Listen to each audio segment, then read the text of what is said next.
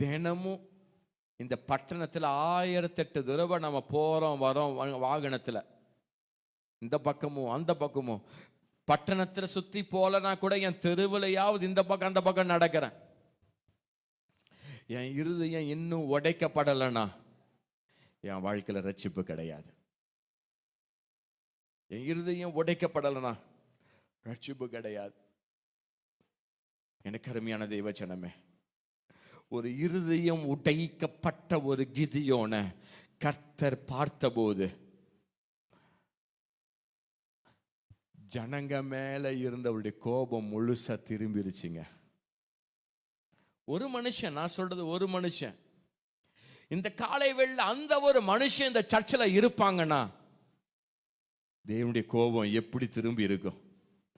என் பட்டணத்தின் மேல, என் கிராமத்தின் மேல, என் தெருவின் மேல, என் பிராந்தியத்தின் மேல, என் பகுதியின் மேல, என் மாவட்டத்தின் மேல. இன்னைக்கு ஏன் திரும்பல?